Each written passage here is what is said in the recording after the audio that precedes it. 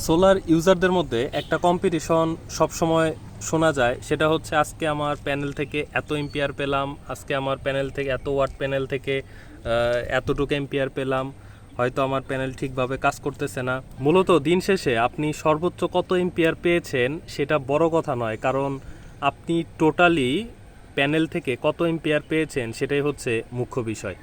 যেমন এখানে আমার সামনে যেটা আছে 225 ওয়াটের একটা প্যানেল। নর্মালি দেখা যায় ফেসবুক বা সোশ্যাল যে সাইটগুলো আছে, এখানে একটা কথা বারবার শোনা যায় যে আপনি যত ওয়াট প্যানেল ব্যবহার করেন তার অর্ধেক আপনি ব্যাটারি ইউজ করবেন। অর্থাৎ 225 ওয়াট যদি আমি ইউজ করি তাহলে আমি 100 ওয়াটের একটা ব্যাটারির সাথে আমি এটা ইউজ করতে পারবো। কিন্তু আমি আমার ভিডিও যারা দেখেন, আমি সবসময় আপনাদের একটা কথা বলেছি, আপনি যত ওয়াট প্যানেল নেবেন, অর্থাৎ আপনার যে লোড, আপনার লোডের 3 থেকে 4 গুণ বেশি আপনার প্যানেল নিতে হবে। যদি এটা না করেন তাহলে আপনি আশানুরূপ ফল পাবেন না। আজকে সকাল থেকে এই পর্যন্ত এই প্যানেল থেকে কত এম্পিয়ার আমি পেয়েছি সেটাই আমি আপনাদেরকে নিচে দেখাচ্ছি, তাহলে চলুন। এখন ব্যাটারি ভোল্টেজ দেখাচ্ছে 13.1। অলরেডি এখান থেকে মোটামুটি প্রায় 100 ওয়াটের উপরে লোড চলতেছে। তো লোড এইখান থেকে চলতেছে না, লোড চলতেছে আইপিএস এর মাধ্যমে। তো যাই হোক, আমি আজকে আপনাদেরকে দেখাবো এই সকাল 5:30 থেকে এই পর্যন্ত। এখন ঘড়িতে সময় হচ্ছে প্রায় 2:47। তো এখন পর্যন্ত আমি কত এম্পিয়ার পেয়েছি। তো এখানে দেখা যাচ্ছে 557, আজকে সকালে ছিল 505, অর্থাৎ 505 থেকে 557, তার মানে আমি এই পর্যন্ত আজকে 52 এম্পিয়ার পেয়েছি। যারা বলে 100 এম্পিয়ার ব্যাটারির জন্য 200 ওয়াটের প্যানেল যথেষ্ট, আমার মনে হয় আপনাদের এই ক্যালকুলেশনটা দেখলে এই ভ্রান্ত ধারণাটা চলে যাবে।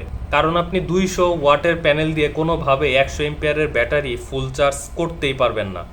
এখানে আমার 225 ওয়াটের একটা সোলার প্যানেল আছে, সেটা আমাকে সকাল থেকে এই পর্যন্ত দিতে পারছে মাত্র 52 এম্পিয়ার। যে জায়গায় আমার সারাদিনের কিন্তু একটা ইউজেস আছে। আমি সারাদিনে কম করে হলেও 20 থেকে 25 এম্পিয়ারের মতো খরচ করি। তো 20 থেকে 25 এম্পিয়ার যদি আমি খরচ করি, আমি যদি সাপোজ 20 এম্পিয়ারও ধরি, এখানে আমার মাত্র থাকে 32 এম্পিয়ার। আমি যদি ওই হিসাবে ধরি 100 এম্পিয়ারের একটা ব্যাটারি, 100 এম্পিয়ারের ব্যাটারিতে আমি সারাদিনে যদি 32 থেকে 40 এম্পিয়ার পাই, তাহলে যারা আপনারা রাতে ইউজ করেন তাহলে তারা কিভাবে পাবেন, তাহলে তারা কিভাবে চালাবেন? এই জন্যই দেখা যায় যখন আপনারা বলেন যে সূর্য ডোবার সাথে সাথেই এখানে ব্যাটারির যে ভোল্টেজ এটা 12তে নেমে আসে, 12-র আশেপাশে থাকে, কিছু ক্ষেত্রে 12-র নিচে চলে যায়। আসলে এই জন্যই আপনাদের প্যানেলটা আপনাদের ব্যাটারিকে চার্জ করতে পারছে না। এখানে যে এই যে ব্যাটারিগুলো আপনারা দেখতে পাচ্ছেন, এগুলো ব্যাটারি কিন্তু বেশ ভালো একটা সীমাবদ্ধতা আছে।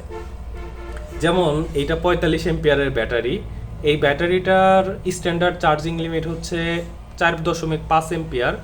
আপনি সর্বোচ্চ হয়তো এটাকে 8-9 এম্পিয়ার দিতে পারেন। এখন 8-9 এম্পিয়ারে যদি আপনি এটা চার্জ করেন তাহলে তো এটা ফুল চার্জ হবেই না। তো আপনি 45 এম্পিয়ারের একটা ব্যাটারিকেই আপনি 8-9 এম্পিয়ারে চার্জ দিয়ে ফুল চার্জ করতে পাচ্ছেন না, কারণ আপনি অ্যাভারেজলি সানলাইট পাবেন মাত্র 5 থেকে 6 ঘন্টা।